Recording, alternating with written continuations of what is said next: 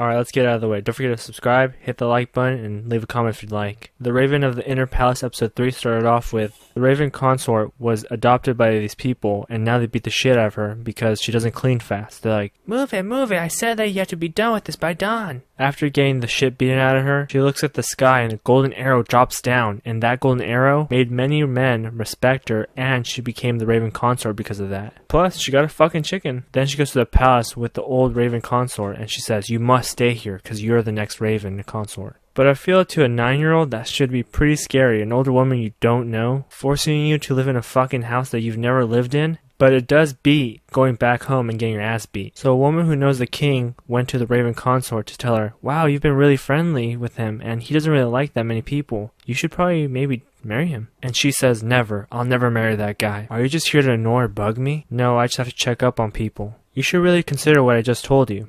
Alright, I'll see you later. I'll be back tonight. So the lady who just left has a flower in her kimono, which means that there's someone who died in her past, but she won't say it to anyone, and she's been friends with the king for many years. And I suppose he knows, but he's the only one who knows. So people are being possessed by something, but we don't know yet. All we know is that this lady lifted up a box and she got fucking possessed. If only the guy in the back knew. Also, her right hand lady saying, wow, I barely do anything. I don't even get you your water. And then she says, well, I've managed so far, so I don't really need your help. If only her right-hand lady knew that she just wants her to tell her jokes and that's it. Then the king visits her and says, I don't see anything wrong in this palace so far, so you're fine. And then she gets really mad because she says, no one used to visit this palace and I was very comfortable, but now that you're in my life, well, now I see a lot of people. Now be gone, leave this place. And right when she opens the door, the other ladies come in. So she comes in and she explains who she lost. It was a past boyfriend or something. But the flower whistle is supposed to make a noise, but it doesn't make a noise. Does that mean he's not dead? And he's been gone for 3 years and it hasn't made a single noise. So the Raven consort uses her powers to talk to the dead, but for some reason he's not responding either. So he must still be alive. There once was an old man who could tell the future and the past because he was known to be a god. But he was a fraud, he wasn't telling the truth. So they go to the village to meet the woman from last night, and right when they're walking in, the right-hand woman's making the jokes, putting flowers in her hair. So the lady from last night tells her, oh, I was really happy with this guy, but like water, he disappears. Speaking about love, the king had no love growing up because his mom died and the guy who he trusted has also died. So because of that, he doesn't talk to many people and he's very emotionless. But he's very creative because he made the whistle that she carries. The king's people come and tell him, there seems to be signs of people being possessed. We should go see what this is all about. And he says, fine, let's go. Right before he leaves, he throws apricots at her and she says, what am I, a monkey? And then he smiles. She tells him that the woman last night told her that he has changed, and he says she must be mistaken. So at night while everyone's sleeping, out of nowhere an alert comes out and says, someone has stolen an item from the palace. So the Raven consort could also use someone's hair and figure out where they are. It's kind of cool because it turns into a raven after and she follows the raven all the way to the forest, and there's a woman there and she's possessed and she says, you want this thing back?